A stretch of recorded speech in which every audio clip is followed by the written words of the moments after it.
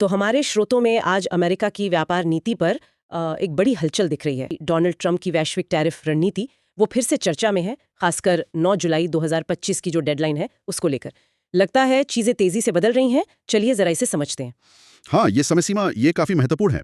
मुद्दा यह है कि 9 अप्रैल 2025 को 90 दिनों के लिए टैरिफ पर एक रोक लगा दी गई थी। मतलब व्यापार शुल्कों पर एक तरह का टेम्पररी पॉज था।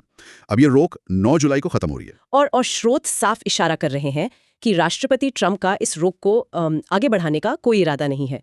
इसका मतलब ये हुआ कि अगर देशों के साथ नए व्यापार समझौते नहीं हुए तो वो जो पुराने व्यापार दंड थे या कहें ट्रेड पेनल्टीज वो फिर से लागू हो सकते हैं। बिल्कुल, सूत्रों के मुताबिक तो यही लग रहा है। उनकी योजना इस रोक को समाप्त होने देने की ही है। अगर 9 जुलाई तक नए समझौते नहीं होते तो हाँ, पहले की तरह टैरिफ फिर से लगाए जा सकते हैं। और ये स्थिति कई देशों के लिए आप समझ सकते हैं चिंता की बात हो सकती है। अच्छा, तो ये सिर्फ पुरानी दरों की वापसी नहीं है।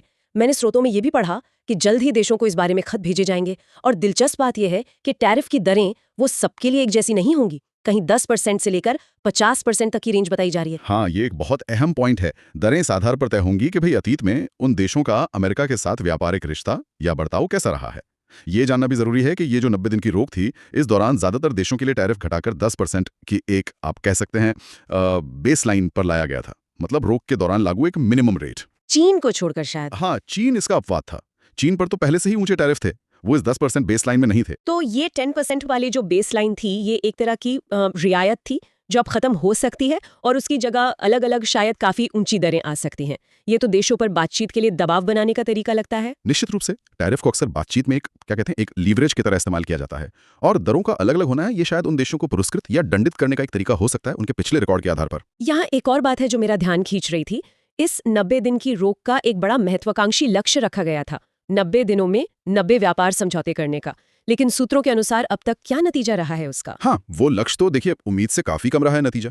स्रोत यही बताते हैं कि अब तक सिर्फ चीन और यूनाइटेड किंगडम के साथ ही कुछ हद तक ही सीमित व्यापार समझौते हो पाए हैं।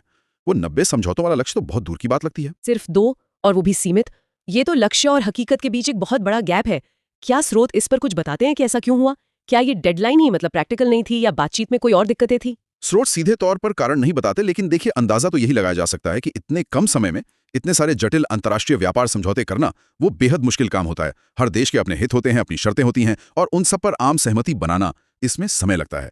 तो शायद हाँ, 90 दिनों की समय सीमा शायद थोड़ी ज्यादा ही एम्बिशियस थी शुरू से। तो अब जब 9 जुलाई इतनी नजदीक आ रही है और ज्यादातर समझौते हुए नहीं हैं, तो आगे क्या हो सकता है? क्या देशों पर अचानक से वो ऊंचे वाले टैरिफ लग जाएंगे? बिल्कुल सही।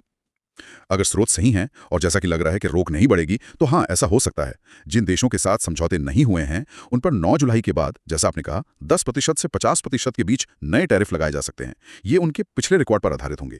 इससे वैश्विक व्यापार में फिर से एक अनिश्चितता का माहौल बन सकता है।